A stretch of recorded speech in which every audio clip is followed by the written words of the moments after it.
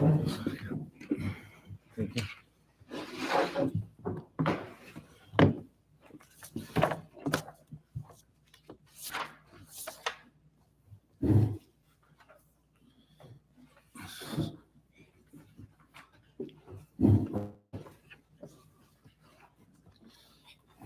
So wait till 6:30 on the dot.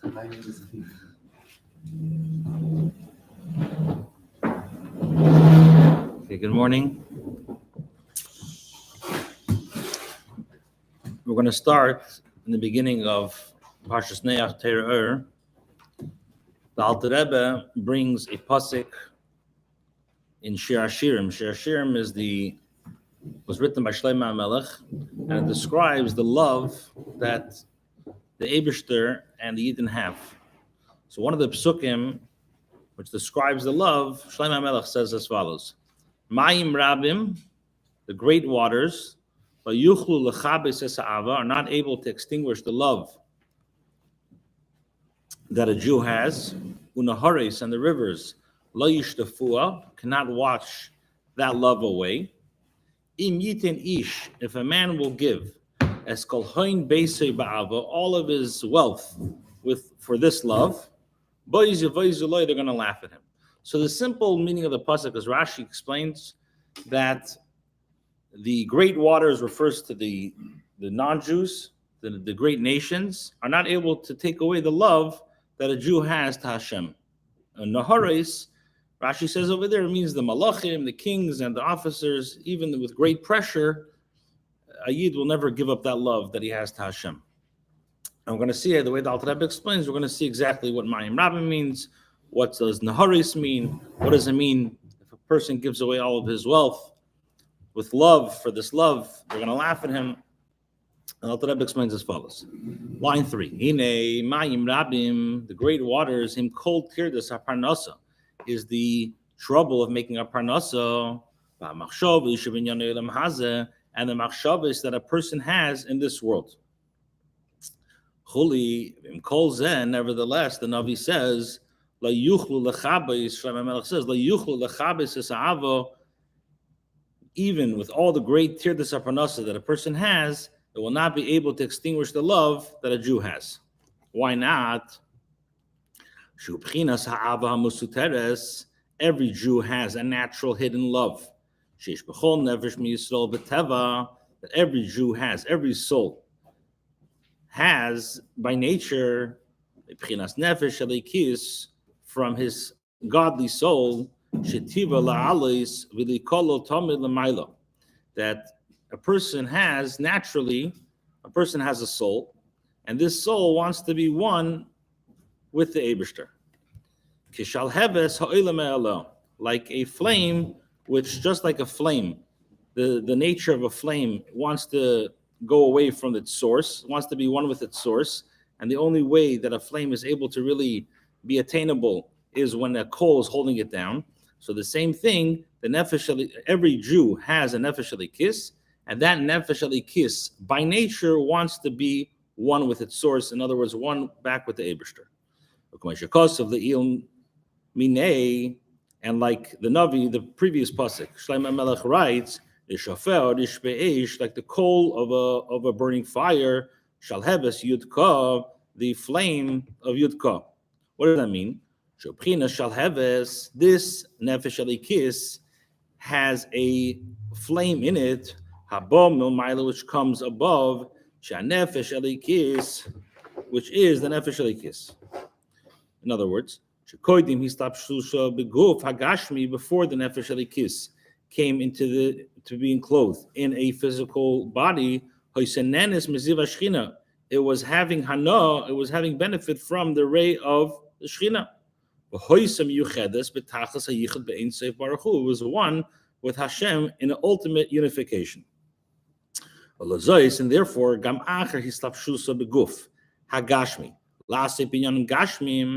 even after the nefesh alikis comes and encloses itself in a physical body, which they are the mayim rabim, nevertheless, the great waters, the mayim rabim, nefesh habahamis, Parnasa, all these distractions are not able to extinguish the love that a Yid has.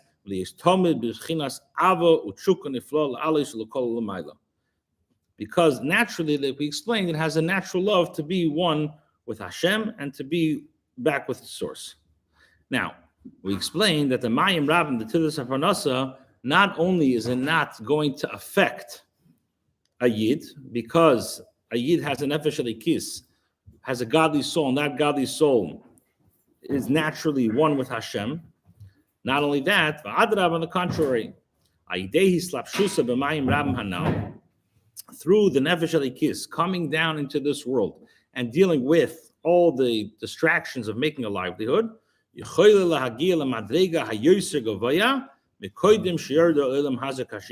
come to a level which is even higher than before. Because what's the purpose of the Nefesh Elikis coming down to this world? We just said before that it's Nenem Zivashchina, so why does it have to come down over here? So the Alter Rebbe explains it has to come down into a physical body. The physical body then has to deal with which is dealing with Mayim Rabim, dealing with Tidas HaParnasa. And the Tidas HaParnasa, not only doesn't it not affect, doesn't actually distract a Yid, but on the contrary, if a person contemplates what's going on and he is on focus, then the Namayim Rabim will able to bring the Nefesh HaBahamis to even a higher Madrega. Okay, we're holding the line starts with Vihine. Vihine. This Mayim Rabim, this Tiras Parnasa is called the waters of Noach. Like the Nabi says, just like I swore never to bring a flood of Noach, like I did by Noach on the ground. And so too I swear never to get angry at you and never to scorn you. So what do we see from here? We see that the waters of Noach are called Mei Noach. And the question is, why are you calling the waters of Noach, the Mabul, Mei Noach? Call it Mabul, Mei Mabul. Noach didn't do really anything wrong. He didn't bring the Mabul. It's not his fault.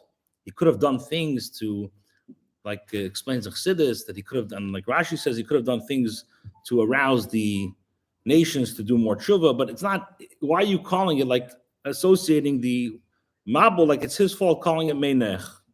The Chayra, it should have been called Mea Mabul or Mabul. Why does the Navi associate the story of the Mabul with Meinech? So he says that, first of all, Mayim Rabim is called Meinech, it's called the waters of Noach. As the Navi says clearly, Ashenishbati Mavor Meinech. So he says, the Alter Rebbe says, Kihine Noach hu naiche derucha.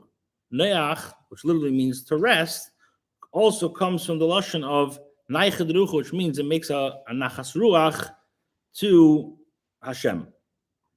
Shuhu b'chinas shvisa. This is the level of resting.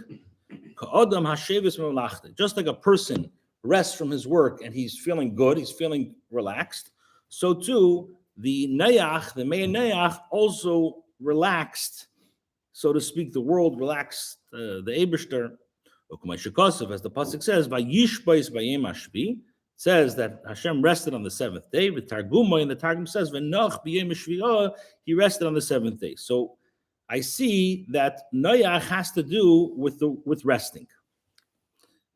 Why does the Torah say in the beginning of, like we read yesterday, Elo told us Noach ish tzaddik? Why does it say Noach twice? Because the Mabul brought a nachas ruach above and nachas ruach below. Shehu b'chinas Shabbos tata, which this is the level of Shabbos tata, the Shabbos ilah, Sheila Osid, which will be when Mashiach comes. There's two levels of Shabbos. You have Shabbos Tata, which is the lower level of Shabbos, which we celebrate now. And then you have Shabbos Ilah, which that will be when Mashiach comes. Shenikra Yom Shekuli Shabbos, which that's called the day, which is totally Shabbos. Mashenkin Shabbos Tata, Enikula Shabbos, Kasher Yisbar, Mashenkin Shabbos Tata, that is not at the full level of Shabbos, like Alter Rebbe will explain soon. Okay, so what we said is that Mayim Rabim is called the main Noach, and Noach comes from the lashon of making a calming down, pleasant, like a person who finishes work and he's resting, he's calm. And so why do we say Noach brought a certain calmness to the world? Why does it say Noach twice? Because he brought a calmness to Naichet Ilo and Naichet Tato, which we are going to explain. That's the two levels of Shabbos. So now the Alter Rebbe asks a fundamental question. Behold, the Chayrin movement. It's not understood. The whole Mabul is not understood. If the purpose of the Mabul was to destroy the world of the people who sinned, why did Hashem have to make such a big noise and makes 40 days and 40 nights? Hashem could have in 1 second make a lightning, kill everybody, and start again. Why do you have to make a mabul 40 days and 40 nights and beforehand a whole big ceremony? Obviously, the mabul is coming to signify something it's a little bit deeper than just destruction. Hashem doesn't destroy. The purpose of the mabul was to purify the world. As the pasuk says, the world was filled with corruption. And the world was very corrupt. The world needed purification. That's why Hashem brought a mabul, which a mabul is water, in order to purify the tmeim. Which that's like a mikveh. We know a mikveh has 40 sa. Which is metar the tummy. So just like a regular mikveh purifies somebody who's impure, the purpose of the mabul was to purify the world. That's why the mabul was, as he's going to explain later, that's why the mabul was 40 days and 40 nights, to signify just like a mikveh has memsa, so too the whole idea of the mabul was of purification. As the pasuk says in Yecheskel, I'm going to sprinkle upon you pure waters, utahartem, and you will be pure. So we see the idea of mayim is purification. Therefore, that's why we call it Mein Noach. We asked before, Noach didn't really do anything wrong. It's not his fault. So the Alter Rebbe says, through the Mabul brought a nachas ruach to Hashem. The Alter Rebbe says, the enslavement of making a livelihood, nikra gamkein mei Noach, is also called the waters of Noach. Like the Gemara says, Shebocher le'Avram Avinu shibu neged gehenim, that Avram Avinu chose the servitude, chose that we should be under the jurisdiction of Goyim, Mitzrayim, etc. Neged gehenim. The Gemara says that by Bris ben Abasarim, Hashem came to Avram Avinu and gave him a choice. It says eventually the Yidden are going to sin, and they have two choices: either they go to Shibud Mitzrayim and the Shibudim, or they go to Gehenim. So Avram Avinu says, I want the Yidden to go, and they should be under the Shibud. So just like a neshama cannot come to Gan Eden, to have hana from the ray of the Shechina, so just like a regular neshama, every Yid, most Yidden, if you're not a tzaddik, has to go to Gehenim, like the Alter Rebbe explains, Barichas and Tanya, has to go for a period, let's say, of 12 months to Gehenim, and then he can go to Gan Eden. Like it says about Acher, which is Elisha ben Avuah, the Gemara says that Mutav de Ledaina, it's better that he gets judged and goes to Gehenim, let him come to Gan Eden. The Gemara says over there that Elisha ben Avuah, he was a tremendous Talmud Chacham. He taught tons and tons of Torah, had many followers. But on the other hand, he also was rebellious. So they were discussing in Beis Medrash what to do with him. So the Talmidim said it's better to let him go to Gehenim in order that he should be able to go to Gan Eden. So what do we see? That a person has to go to Gehenim before he goes to Gan Eden.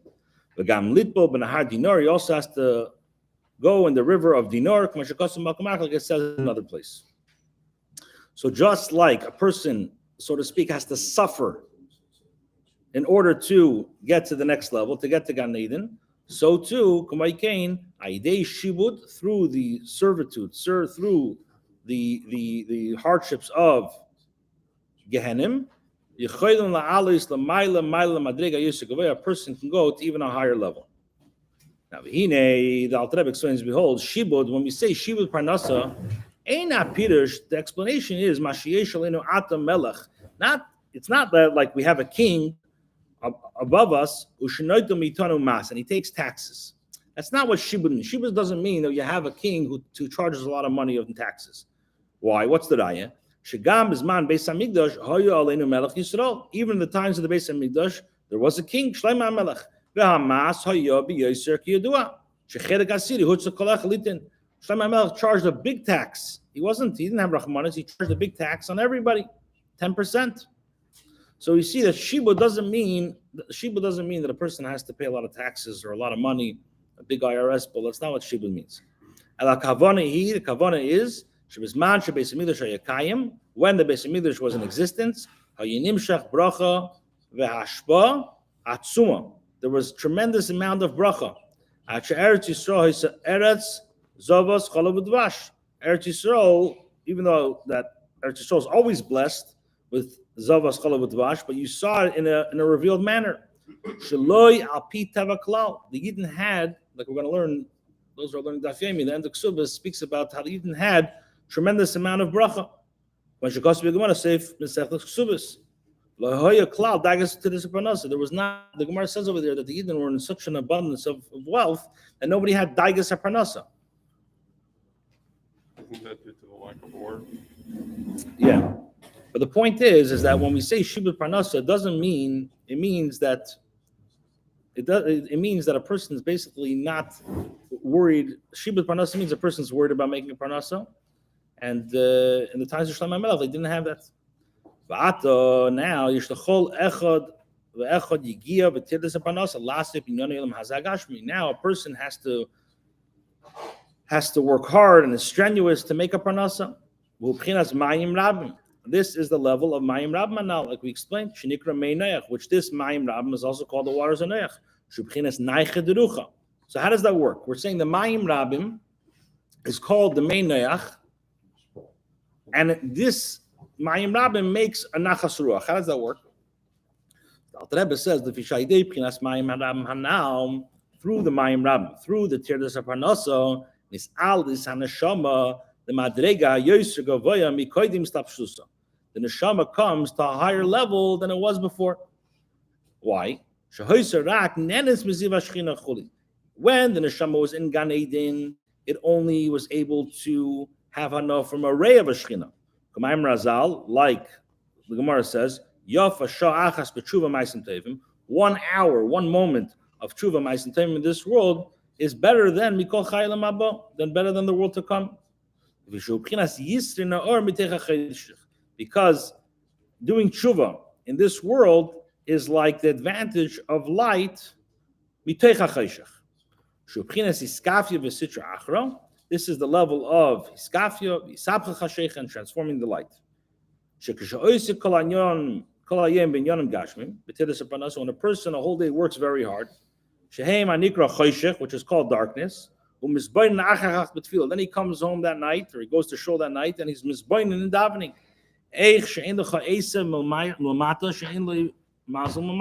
Person contemplates and says that anything in this world, every blade of grass in this world, has a koyach milmaila, which is giving it chayas. Shehem hamazalis, which are the mazalis, the constellations. Shehem mashpiyim chayas kol olam hazeh. When a person thinks and says that every single thing in this world has a ashba, which is giving it milmaila, so like it says, umimega tuas shemesh, that there's a certain sweetness that comes from the sun, umimega gerish yirachim, and there's a certain sweetness of plants and different vegetables that get from the moon. So we see that everything milmaila has ashba milmata. Everything milmata has ashba milmaila. And the mazalis which give the chayis down over here receive their chayis from the Ayin Sarim, from the 70 ministers. Ve'hasarim mekablim mishmari yifanim, and the Sarim receive it from the Shmari Yifanim. Ve'heim mekablim malachim, and they receive their chayis from malachim. Gavaya mal gavaya, and higher, everybody's receiving their chayis from a level higher than theirs. Ashakulam and Pchinas mekablim Pchinas malchus yisbarach, until everybody receives from the level of malchus, from the 10 spheres. Where do we receive the chayis? From the level of malchus. Like it says, malchus cha, your malchus is malchus kol olam. What does that mean? That it's malchus that is able to be mahav of the worlds always from ayin liyesh. Now, when a person thinks that even though there's such great hashba, that there's a grass, let's take a table milmata. This table has hashba that's giving it chayis milmaila. And that hashpa has another hashpa which is giving it that hashpa, and so on and so forth, till higher and higher madrigas. And then a person contemplates that it's only the level of malchus. In other words, it's only a ziv, it's not the real deal. Like it says,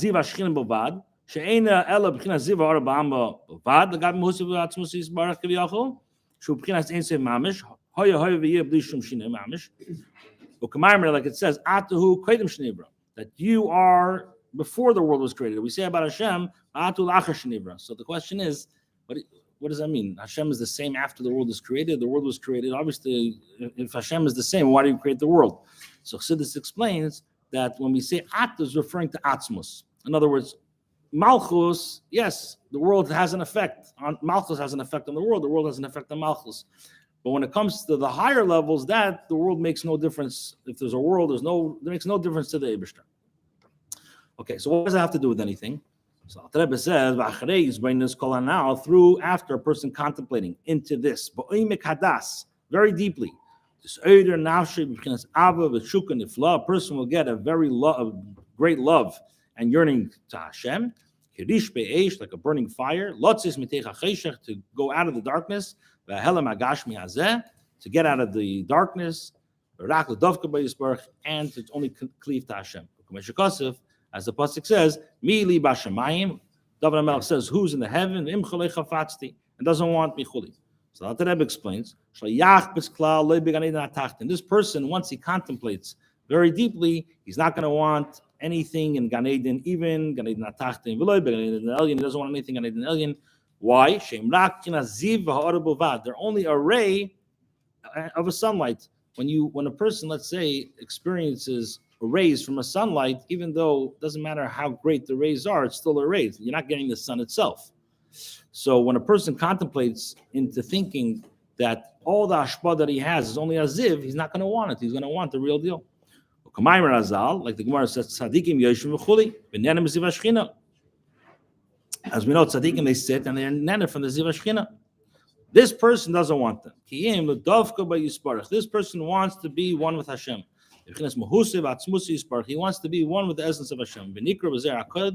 This is called Nazer HaKodesh. He wants to be one. He wants to hug the goof of the king, the body of the king. He wants to be one with the king. This love that a person has after the contemplation is called Pchinas Tshuva. It's called the level of Tshuva. Why is it called Tshuva? It's very, very strong. This love is very strong. Which comes dafke from the darkness. That this person is dealing with physical things, and the shtusim of the world. Okay,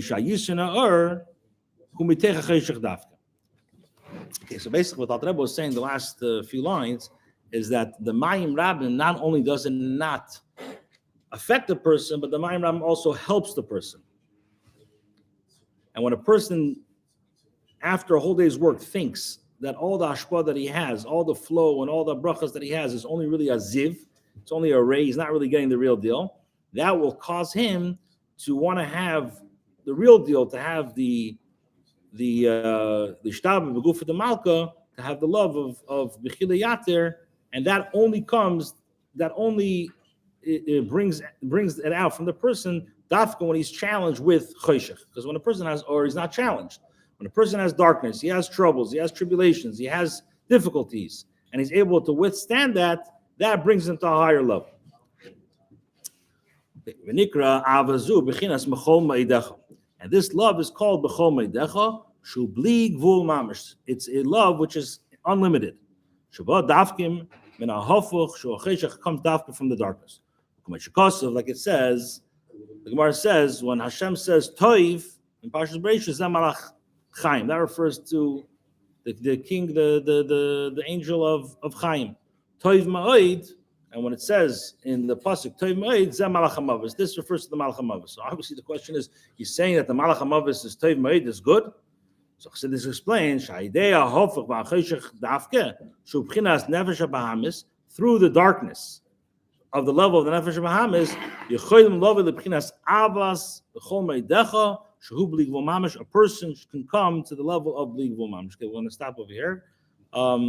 Just to recap what we said, what we learned so far. Just outside, we brought a pasuk of Mayim Rabin LaYichul L'Chabes Za'ava and Haris LaYishtafua. The great waters are not able to extinguish the love, and the rivers are not able to take away this love. And even if a person will give all the money in the world for the love, they're going to laugh at him. So we said that the Mayim Rabin refers to the tirdas of making a parnasa and all the struggles that go into it, and nevertheless, it's not able to extinguish the love that a yid has to Hashem. Why? Because every yid has a nefesh adikis, has a godly soul, and this godly soul, by nature, has this desire to be one back with Hashem. Because before it came down into the body, it was nena meziv ashchina, and it always has that instinct love to be one with Hashem.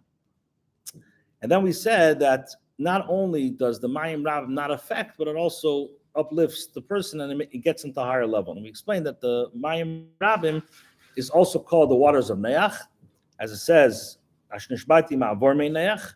And Noach also comes from the lashon of Naicha, makes a nachas ruach, which means that the Mabul brought a certain calmness to the world and to the Eibishter. And we asked, what was the purpose of the Mabul? If the purpose of, like it says, Himala Aretz Chomas, that the world had corruption, so why not just destroy the world in 2 seconds? Why do you have to have this Mabul 40 days, 40 nights? So we explained that the Mabul was not just destruction, it wasn't just havoc, it wasn't chaos. Rather, there was a plan here. What was the plan? The plan is to, just like a mikveh is mitar the tmeim, so too the mayim was there in order to purify the world. And then we explained that making a parnas is also called mei Noach. As Avram Avinu, he chose shibud neged Gehenim, and just like a neshama, either through going to Gehenim or Nahar Dinar, he has to suffer in order to get the higher level. The shibud parnasa externally makes us suffer or makes us work hard, but if we do it right, it brings us even to a higher level. And that's the nachas ruach. The nachas ruach of parnasa is that once we have shibud parnasa and we still keep our faith and we do what we have to do, that brings us to a higher level. And then we explained that after a person, even though that's what shibud is supposed to do, but a person also has to have a certain contemplation. What's that contemplation? And after work, he thinks how every single hashpah that he has in this world is only a ziv, and the etzem he really doesn't have yet. And after a person will contemplate in that, he'll want to attain the milib hashamayim v'imchalei chafatzti. He's going to want to have the real deal. And the only way that this can come out in a revealed manner is dafka when he has choshech, and that's what we say. Okay.